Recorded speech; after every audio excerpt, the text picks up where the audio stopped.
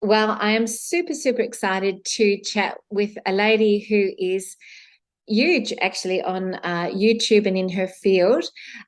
She's very much loved and very popular. In fact, I asked my subscribers, I said, who do you think I'm interviewing? I'm interviewing someone who's, on YouTube and who's an astrologer. And actually, I had someone successfully guess that it was you, Pam. So that was Lindy who guessed. Well done, Lindy. I Oh, said bingo when she got the thank right you, name. Lindy. Good job, Lindy. So I'm going to be chatting to you today about a little bit about your background. And I think that inspires people when they hear other people's journeys and their stories. And particularly now, as you have such an amazing platform from which you can impact so many people. And that's, such a gift that you actually earn through your soul standing. I think it's not just this lifetime, but it's many lifetimes you've accumulated that ability. And I will also say that there's a word that I attach to women, and it's been actually a word that has been misunderstood or misinterpreted. But the true meaning of crone is an elderly female who has great experience, wisdom, and knowledge. And it's actually a great compliment to be in the true terminology considered that crone energy. It's like a sage, that crone sage energy where they have accumulated knowledge in their field and they're sharing it with others. And so, I really think that that's a great word when you use the proper meaning of what it means for what you're bringing to the world. So welcome, Pam. Thank you so much for joining me. And Thank you. I'd really love to hear a little bit about, your journey and what inspired you to work in the field of astrology. Yes. It all began really after university. I emigrated to Canada, $100 in my pocket, and off I went. And the first week I was there, it was obviously a massive time of personal growth for me because not only was I emigrating, very different geography, but I was in Toronto. But the first week I joined a yoga class, and there was a big chap from Jamaica there. And at the end of the class, as you know, yoga classes are silent, but at the end of the class, one of the girls said, "That chap's an astrologer." So I went up to him and said, "Look, I know nothing about this, but I'd love you to do my chart." And I saw him the following weekend and spent 7 hours with him. And I remember it like it was yesterday. In his tiny, tiny flat in Toronto, the world just cracked open. I just couldn't believe the amount of knowledge he had, and he could pinpoint dates in my past, etc. And this was many, many years ago. So he made a tape, he made a recording of our session, and through various flat moves, I lost the tape. And eventually, I decided after 5 years of severe winters to return to England. And I was packing boxes and I found the tape. And on the tape, he was saying September the 4th, 1979 will be a major turning point in your life. And that day was September the 4th. And I was packing up to leave Canada forever. And he said in November of that year, you'll be on one of the major highs of your life. And in November of that year, I was sitting at 19,000 feet in the Himalayas. So it was a very literal high. So from Yes. that point on, I really thought, gosh, there really is something in this funny old subject called astrology. So I was self-taught while I was in Canada, but when I got back to England, I joined the Faculty of Astrological Studies in London, and they are an excellent, very traditional, very thorough teaching organisation. So I was working full time, but I studied with them for 8 years to get my diploma, and then went on to do a master's course. But actually, I'm still learning every day. Yes. You never ever stop learning with astrology. It's just so vast. It's And just does so it vast. change a lot? The information that comes in, does it change all the time as there's more information that comes through? Yes, absolutely, and particularly at the moment, because new discoveries are being made. For instance, what's fascinating me is the new discoveries in the Kuiper belt, which is way beyond. It's this belt of dwarf planets and orbiting bodies beyond the orbit of Pluto, and they have a very different quality that they're bringing in. But it also says that we are ready to integrate that new level of consciousness. So that is very exciting. That the planets that we've been working with traditionally, I almost think of more personality based, whereas where we're going with the Kuiper Belt objects are definitely new consciousness, and that they have a totally different feel to them, much more luminous, I would say. Beautiful. So when you found out you met that man and you had that sort of epiphany with the astrology information, did you realize that that was your soul mission at that moment? I always remember there was a young girl in my class at school in grade 4, and I said to her, I said, what do you want to do when you got older? And she said, I want to draw maps. And then I met her many years later, and she was actually the cartographer for Lonely Planet books. And I thought that was incredible. Brilliant. Spot on. Brilliant. So did you know that was your, your what you're bringing to the world, that was your soul mission, part of your soul mission? No, I didn't know it was my soul mission, but I was gripped. I was just absolutely gripped by that experience, and I couldn't put it down from that point on. So, literally from that day of meeting that chap, I've not stopped learning. And so even though I was working very hard in the corporate world for 35 years, every weekend, every evening, I was studying astrology and working with it. So it became apparent over the years, or it has become apparent, that this is not the first time I've done this. Yes. There've been past lives, some of which I know in quite a lot of detail, about working as an astrologer. And I think this lifetime is partly about taking that work further forwards. That's emerged quite recently, that I'm on a whole new episode of taking work forwards from the past. That is very exciting. Fantastic. How much did it contribute to your own self-awareness of who you truly are, of being able to connect to your own authentic self and be able to utilize the astrology to really get inside yourself and know who you are? Massive. I mean, I haven't even got vocabulary for it. I don't know who I would have been and what my life would have been without astrology. It has added immense richness, meaning, depth, self-understanding, the ability to help a lot of other people. We've all, done things in the past that were kind of no-brainers for us. Many of us went into the corporate world because, if you went to university, that's kind of what you did. But that's like just a hollow shell for so many reasons. And the depth that astrology gives me and continues to give me in bigger ways now, it isn't that I'm just going around the same old cycles. It's opening up in a kind of a vast expansion that even I didn't expect. But in terms of self-awareness, self-understanding, and enriching my life and enabling me to help many other people, it's just unparalleled. I mean, it has just been a miracle for me. But I do understand, as I say, the dance goes on. It's a continuation of work that I've done in the past. So yes, I do feel I'm in service at the moment. And I always think too that when people have a big platform and they have a lot to give in the world, often they've been through a lot in their journey, to get there. And so how much of the adverse circumstances that potentially, you've been through in your life contributed to the journey to who you are now? A lot. I mentioned to you yesterday that wisdom doesn't come with ease. Wisdom comes with challenge. Yes. And yes, I mean, I don't normally talk about these things publicly, but it was a highly dysfunctional and very scary childhood, and that was sort of carried over into a pretty scary marriage, which impacted my health very, very severely. It's only really been in the last 4 or 5 years that I've managed to radically turn my health around. But, the challenges were great and they were very extensive. And without astrology, I'm not sure where I would be right now. But the other thing those challenges taught me is simple, practical ways of sustaining myself.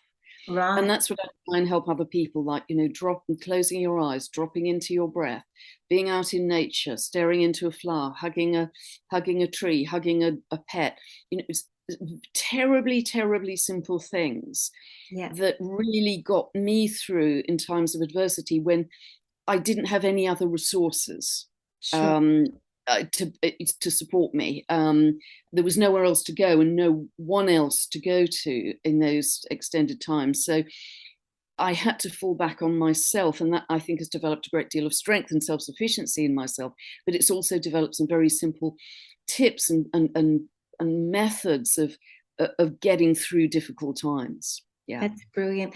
There's so many people at the minute, that are experiencing, challenges on their journey, adverse sort of situations, because we are going through this enormous transition on the planet, and so it's really calling us to upgrade ourselves on so many levels, and bringing up so much for so many people. So that's the reason I brought that up, because it just sort of shows through your own journey how much the adversity has actually carved or polished the diamonds, so to speak, to make you who you are now. And so they're, words of encouragement for people out there that are having those challenges, because without those that resistance to push against, we wouldn't make the sort of the growth, the spiritual growth forward that we're making. So both individually and collectively, I think. Yeah, and so yes, thank you for that, Medyhne, because occasionally on YouTube comments people say, oh, well, obviously, it's so easy for you, you're born with a silver spoon in your mouth, you live in a privileged situation. I think you have no idea. So It's but that's actually opposite usually with people such as yourself. It's yeah. actually been the opposite to get where they are in terms of their soul, their ability to touch others. They've been through so much, so they have those gifts to give others of learning and knowledge. And also, I think if you're in a lifetime where it's fairly easy and comfortable, and you have a lot of love around you, you don't go digging so deeply. You Mm, don't go on those deeper pathways. You don't need to. mm. Challenge makes you take solo journeys, the road less traveled, and dig much deeper in order to sustain yourself. And so that's part of the wisdom too, I think. Definitely, definitely. So now I'd like to get onto the topic of what you think is happening in terms of astrology at the moment on the planet, and where you see we are at the minute, as reflected in the cosmos around us, and then also perhaps potentially some positive developments that are happening at the moment on the planet. There's so much fear porn out there, and disinformation about the potential downfall of the earth and humanity, that we want. I really like to try and steer everything in a direction where people can focus on the positives, and that the fact that this transition is an opportunity in really positive ways for us to evolve collectively. So what do you think you're seeing at the moment in terms of astrology that would be of interest to people listening? Yes, it's very much a time of the demolition of the old order, Yeah. the old systems, the old world, the old order, and that's very much signaled by Pluto moving through Capricorn. Because what Pluto does as it moves through any sign is intensify the symbolism of that sign, but also reveal any corruption within it that is not for our highest good, reveal Yes. any lack of transparency, integrity. So Pluto is really top-down, vertical top-down structures, governments, corporations, institutions that have been foundational in our lives, but are perhaps not operating for our highest good. So Pluto is moving through about those last 3 degrees now of Capricorn. So it is really digging up, excavating anything that it has not yet found, to release it, to reveal it and release it. How much of that process have we gone through, Pam? Is it toward the end of that process of digging it all up? It feels Yeah. like it is. It absolutely, yeah, because it's, it's only got 3 degrees, and indeed, it starts to move into Aquarius in March next year. And it kind of hovers over end of Capricorn, beginning of Aquarius, end of Capricorn, beginning of Aquarius, until December 24, when it fully moves into Aquarius until 2044. So for 20 years from that point. And that is a very different quality of energy, because that's much more grassroots up, local communities, people's councils, assemblies. And that movement is already happening, because we've also had Jupiter moving through Aquarius and Saturn moving through, still in Aquarius, until March next year. As Saturn moves out, Pluto moves in. And so Aquarius has a very different kind of social structure that it supports. So we're really in the end days, if you like, of Pluto moving through Capricorn. I think the very, very intense phase at the 3D level is what we're going into right now. Yes. And I think that's reflected in us needing to really surrender and let go of anything that no longer serves us, that's not for our highest good, which is in alignment with, what you're saying about Pluto. Individually, we need to look in our lives at what it is that we're holding on to, which is really not serving us. And sometimes we love, as human beings, to be in our status quo. We like what's familiar. We don't like to step into new territory. So this is really a time to be able to face fears in that way, and to be able to just release anything that we've been holding on to that is old energy. Yes, and I would say this in all my videos, really. As far as you are able, unplug from 3D life. As Yes. far as you are able. For instance, personally, I haven't watched mainstream news in the last 2.5 years. The only time I catch it is when I'm paying for petrol down my local garage and the radio's on, and I think, how did I listen to that? Yes. I used to listen to that every day. And Yes. it's a measure of how far I've come, but it's a shock. It's a shock, and I can also feel the hollowness. So, step back from mainstream media, because that's very much part of the whole 3D thing, as we know. As far as you're able, just unplug from any 3D external input, because it's full of really big, scary things. Another really big, scary thing, little green men arriving over there. Just put spiritual blinkers on and say, no, I am locked on to love. I am locked on to love as my destination. Yeah. And I'm not going to deviate. That is where I'm headed. And do not be distracted, because when we're pulled with fear, not only does that scatter our energy and we start to lose our power, we give our power away to the people or the circumstances that are engendering that fear. But we lose focus to where we're really going. And what we're actually doing is quantum entangling with what we don't want. Yes, yes. And so it is really, we've got to become such masters, particularly in the coming months. It's going to get pretty wild in the next few months. Yeah. Lots of ways that are very obvious right now in terms of, there's a very off-on energy. Well, one of the big things that I talk about in the videos is coming. In fact, I said way back in January, we're coming to a crescendo at the end of this year. The last few months, we're coming to a crescendo. And I had that in my themes for 22 in January. And I'm still sticking to that, because that's what we're now entering. Yeah. And one of the big aspects we have is Saturn square Pluto, which we had all through last year. And it's coming back into like a pincer movement, coming back exactly to the degree at the end of this month and beginning of next.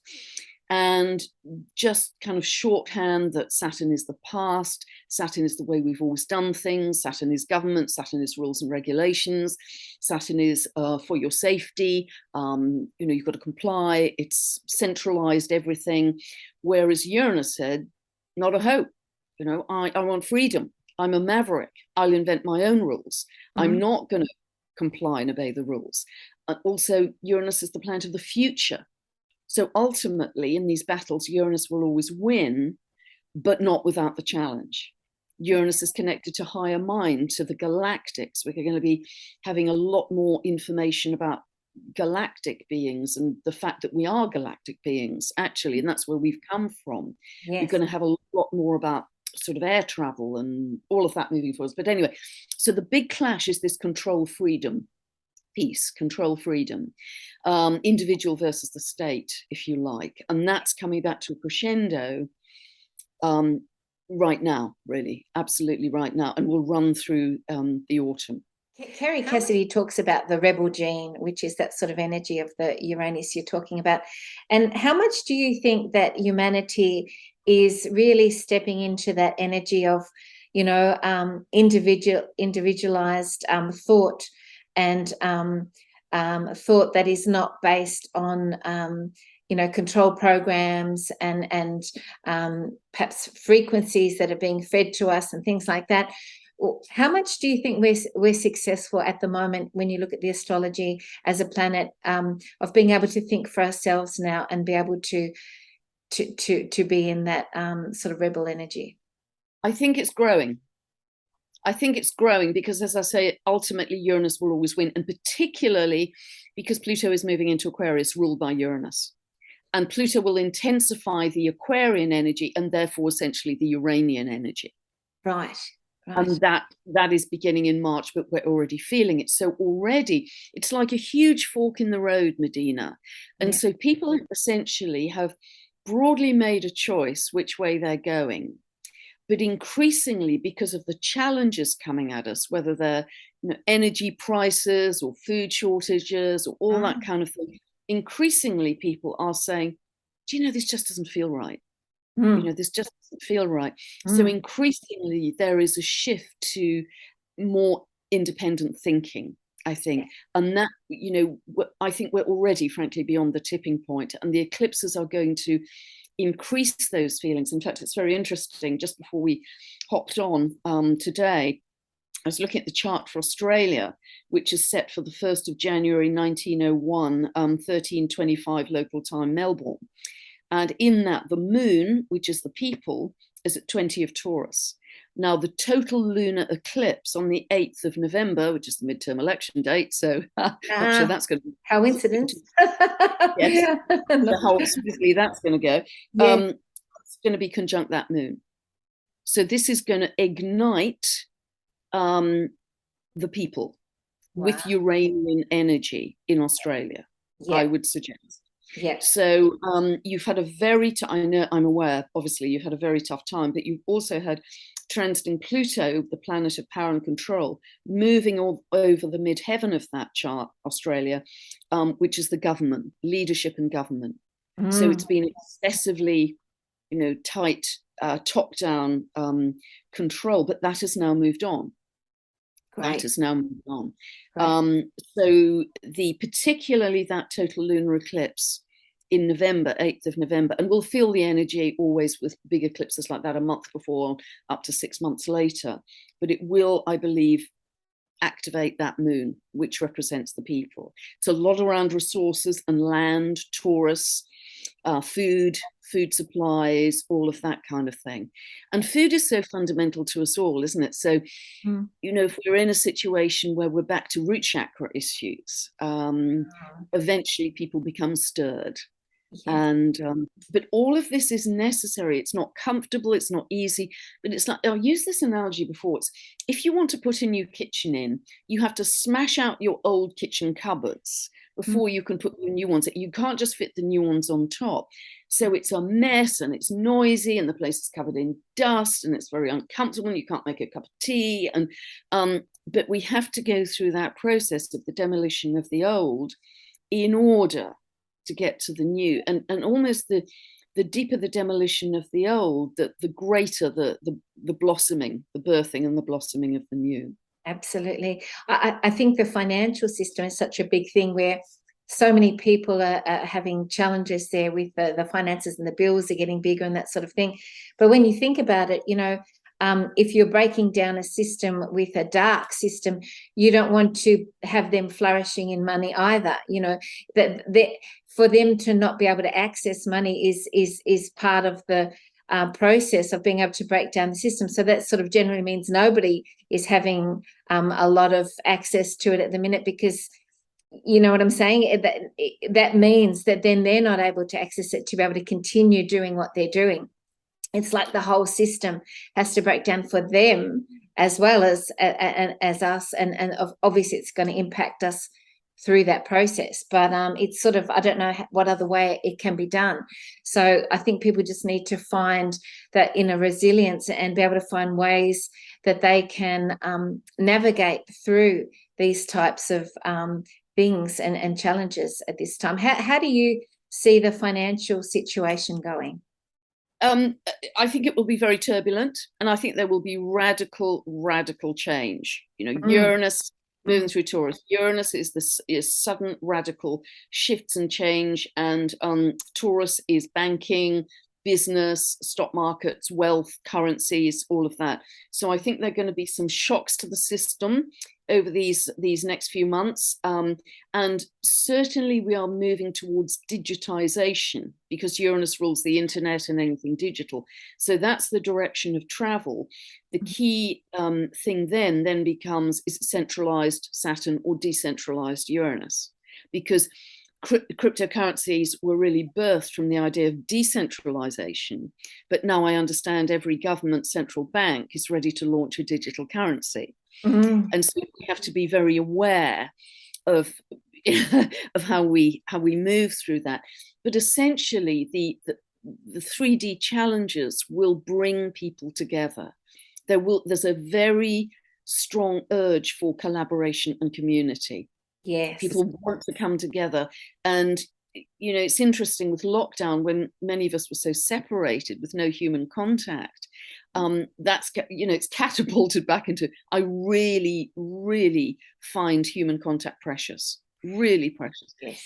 Yes. So people are coming together in all kinds of groups, assemblies, councils, and just really wanting to share, wanting to buy land, to grow food, wanting to share. There's a whole global movement in that at the moment, and that's going to accelerate even more.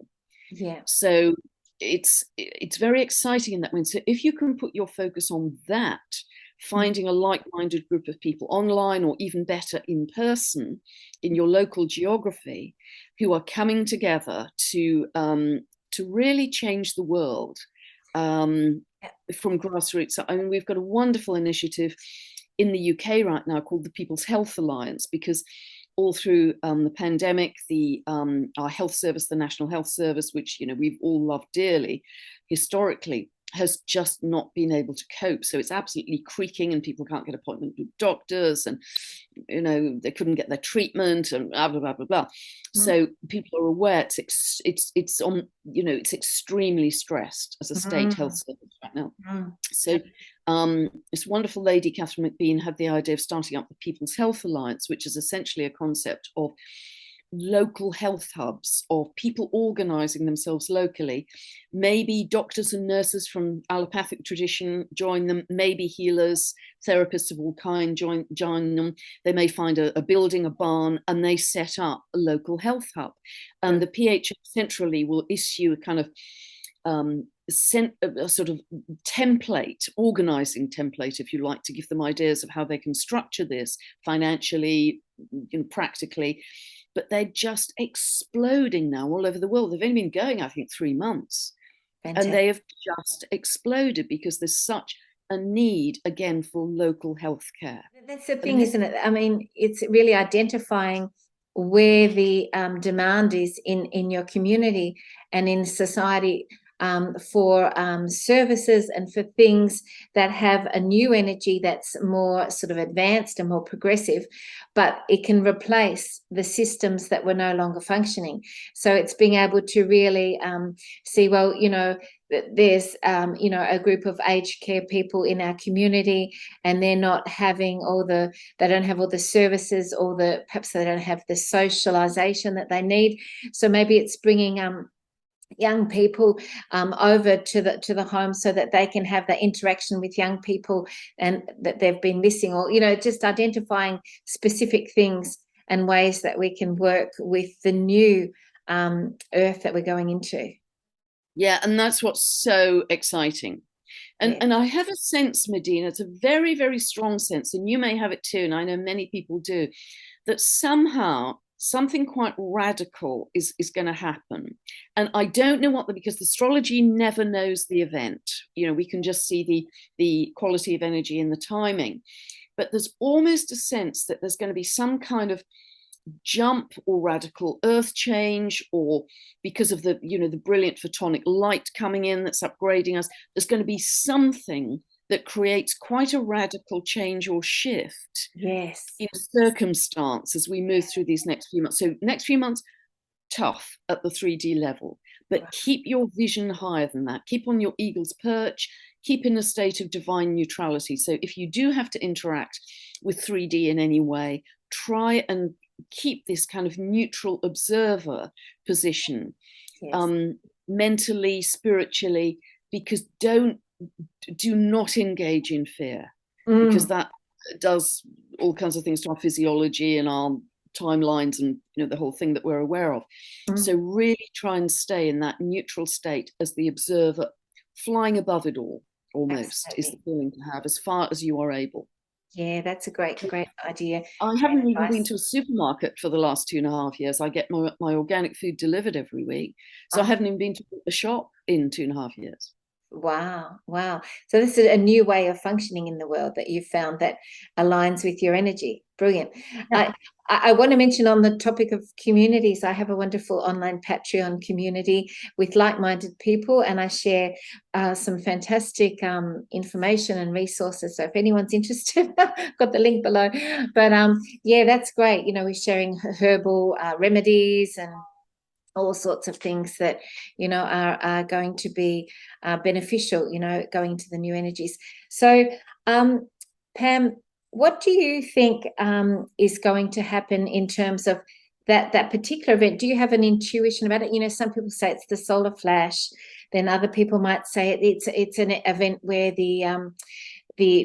our ET family come down and make first contact, or there could be, there's so many things it could be, but do you have an intuition on that at all? My only feeling is it's something to do with the light. Yes. Because the light that we are going through right now in the particular area of space we're going through is extraordinary. Yes. In terms of upgrading us. So the only sense is it's something to do with the light, which has not only got a highly upgrading quality for every cell in our body and reactivating our DNA, it's got a very, very cleansing and purifying process as well. So that's my only instinct. Yes, I do think that galactic beings are around helping us. Many people channel them, don't they? And I think that will become increasingly common. Yeah. And because we are made of stardust ourselves, we are part of that family, actually. We've just been so programmed to be disconnected from them. So I have no doubt that we are getting support, because Earth, as I understand it, has a very pivotal position in the galaxy. So that's why we need to succeed in this upgrade, and we will. Yes. I have no doubt that we will. But that's why there's such interest, I think, other beings in the galaxy. That's my sense. What do you think, Medyhne? Oh, yes. Well, I agree that we have an enormous amounts of help. I just have to look up to the clouds during the day. I see all these sort of like spaceships behind clouds and that are cloaked and things like this. So, that's really obvious. It's really evident. And, there's more and more sightings as well, if you want to look for that sort of proof. And I do think that they're wanting to help us as much as possible at this time, but as much as we, through our free will, we're allowing them to come forward and help us within the parameters of what they're allowed to do according to. They don't want to sort of take over our free will and sort of intrude in any way. So they're mindful of that, obviously, and also I do think that our energies have to be at a certain level of evolution and frequency in order for them to be fully able to, come and say hi and present themselves. Because if we're too low, we could go into, fear or shock or whatever, and not be able to deal with the energies, or they'll bring up the things within us that are hidden, that are perhaps our shadow aspect, because they'll have so much light. And there's so much more involved. So it's going to it's like when you stand under a spotlight and then everything shines and the darkness is illuminated, so we need to be able to be really at a stage where we're able to deal with it and handle it, and I'm really looking forward to that. So I'm just putting the invitation out there. I mean, I've had a few things happen already in that area which have been really great. So I'm looking forward to our family reunions there, because they are family reunions. We have so much of that DNA within us. I think there's 22 strands in our DNA of galactic energy, or galactic DNA. So wow. It is part of who we are anyway. In terms of the solar flash, it's hard to say, isn't it? Because, we've never been through this process before with the transition of the Earth into a, fifth dimensional reality, or, what we call the golden age, or, the Aquarian age. We've never done that as a planet with humanity on board. So we don't have something that we can compare and say, well, this is how it happened last time, because it's sort of all very new. And so it's very difficult to say specifically. We can only just go with our inner guidance and our inner intuition. And I agree with you that there is a continual raising in the light, in the feeling of the light, in the energy of the light, and the feelings within us. So there's like a buoyancy or a bubbling of joy that's raising up more and more, which is attached to the light. The more the light comes down, the more we can connect to that buoyancy and that sort of that joy. And I do know that when I was young and I was clear in my energy, I would feel these amazing, really powerful, joyful moments in my life. And I'm feeling it starting to, reactivate now more and more. And I think it's all, we're being so assisted by our galactic family, but also that the light that's coming down is really allowing us to connect to feeling happier and happier and better if we don't tap into all the 3D stuff that's coming up to be transmuted, because it has to be seen in order to be released.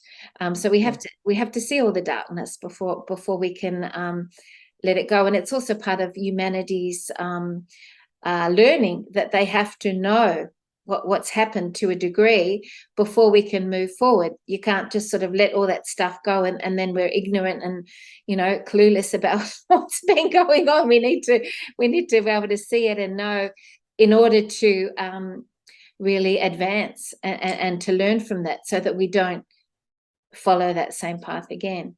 Absolutely. Because we won't make a big enough change unless we've seen that. Yes. So it's essential. It's really essential. So we know that. So, if we're so blessed to have this foreknowledge that astrology can give us as well as your gifts, Medyhne. So in knowing that prepares us and say, okay, it's going to be a bit lumpy and rocky, but I'm looking beyond that to where we're going to see a lot more green shoots of new earth, I believe, from about spring next year. And what will you be doing, Pam, in the new energies of the new earth? How do you think you'll be bringing your gifts into the world? Well, apart from what you're already doing. Yeah, certainly it'll be astrological. That my desire. This is a very odd thing, but my desire is to go kind of almost beyond the astrology towards Kuiper belt objects, towards things like state of being, energy, frequency, because we've had historically such a sense of fatedness with the current planets I work with, the bread and butter planets. What are the planets doing to me today? And we've got to get beyond that. So certainly I'll be involved in some way, astrologically or energy wise, in my work. I'm already very blessed to be in a big Stand in the Park group, which, as you know, began in Australia as a global movement. And we are just creating all kinds of amazing new initiatives within that group. Some very gifted people, very talented people. We're developing our own People's Health Alliance within that group. So that really feels like a family of frequency for the future. And this is the group with which I'll be moving forwards into that future. So whether we're able to buy some land ourselves and actually live in community, this is where we're starting to look now. So it's super exciting because it's such a different vision, and it just feels so wonderful to be in a group of like-minded people that I've never actually experienced that before. Right. You know, because so often many of us, like little separate dots of light, have lived in areas where we're surrounded by people who are following a different narrative. Yes, yes, Um, absolutely. And now we're all joining together and yeah, connecting, which is feels so fabulous. The same thing's happening for me. And, you know, for many years of my life, it felt like a very lone journey, didn't it? Yeah. very, very. Solitary. But it's not, and this is again the Aquarian energy, people finding each other on the same Mm, frequency. yeah, And often in the same geography, and this is where it can really have power, because it's easier to be strong if you're in a whole group of people being strong. absolutely. And there's such a sense of excitement, as you say, Medyhne, with new ideas, and it's going so fast. That's the thing about air, Aquarius, it's going so quickly, developing so quickly. So, got no time to think about the old 3D, collapsing kitchen. Just focusing on where we're headed, really. So what's a great astrological tip that you have learned through, your study of astrology to be able to really navigate, what we're going through at the moment? Are there any other things that you've learned through astrology, or something, some wisdom or knowledge about what's coming that you see in astrology that's going to be really impactful in how we go forward from this time? Yeah, I think very much the strong Aquarian energy will be. I think we're going to make leaps and bounds of in new technologies, new healing technologies, in, as I say, aviation, space travel, all kinds of new scientific advances that Longevity. are going to happen. Sorry? Longevity. Longevity, absolutely longevity. They're going to be reverse aging technologies coming in. We're going to live a lot longer. Yep. This is really going beyond the astrology, but because we're moving into such an age of air signs over the next few years, not just Pluto into Aquarius, but Uranus moving into Gemini, etc., out of Earth, out of heaviness and slowness and density into something lighter. I think we are going to embody more light. I think we're going to eat less, more plant-based. We will develop much greater psychic sensitivity to be able to heal other people and really read other people's energy, so there'll be no dishonesty because you can just see it so clearly. I think we'll have a much greater sense of connection to nature and the sacred and the divine. And this is really coming into the symbolism of the Kuiper Belt objects too. Yes. This sense of the sacred in nature, which we've lost in modern day life, especially if we live in a city, in an apartment. We feel very separate, and nature has really been pillaged and exploited. So I think there's a whole rediscovery of ancient knowledge with Yes. the earth that we're going into as well. That feels very exciting. I love that. I really love that. And it's how you perceive the world too, because when you look at the shortages in, for example, fertilizers or chemicals, another way of looking at that is that some of these things are actually quite sort of toxic and not good for us or the environment. And so now, when there is a shortage in that, is an opportunity to find new ways to do the same thing that are much more in harmony with where we want to go and the Aquarian age. So you Yeah, can do that with absolutely. everything. Every single thing that you look at, the things to do with the society breaking down, is just really another opportunity to focus, as you say, on building community. And I think that it's really a matter of turning the perception. So when you see a negative, look at it in a different way and find the positive within that is really about creating a new earth. And I think you do that really well, Pam. Oh, thank you. Yes, yeah, you have that ability, that sort of natural positivity and optimism and ability to see the positive in everything that's happening. Yeah, I really do. And I'm such a lover of nature myself. I'm sure you are, Medyhne, too. I'm such a lover that's always been my touchstone. Yes. That's always been what has sustained me. And I think nature could even evolve with different species. Yes. Even a different, I want to say, geometric underpinning that could jump an octave. Hmm. Um, that feels very exciting too. So, I think we have a great deal to look forward to. Just lock on to love, just lock on to that very high frequency, and that will get us through. Fantastic. So that leads me to what you mention in on your website, how you see the sacred geometry in astrology. How can we work with sacred geometry to move forward? Because I think that's going to be a huge thing that we are going to utilize going forward, that we're not really accessing now. I mean, I think the dark have accessed it with all their, occultism and everything else. But, our ability to work with symbology and sacred geometry to go forward. How do you see that evolving? Yeah, I think sacred places, the geometry of sacred sites, Mm-hmm. the energy of the land, that's going to become a much more prominent issue. People are going to become aware of the energy of the land because, as you may know, the energy of the land of the earth is changing quite radically. Mm-hmm. Again, because of all this cosmic energy. And so people are going to want to gather at sacred sites which have very particular geometry underpinning the land there, Mm-hmm. and really feel the healing from that. Yes. And this is happening more and more with group meditations. I mean, I follow a particular chap who holds group meditations around sort of southwest area of England. And when he started, he might have had 10 people. Now he has several hundred. Wow. Everybody wants to connect on that particular piece of land because of the geometry that is underpinning it.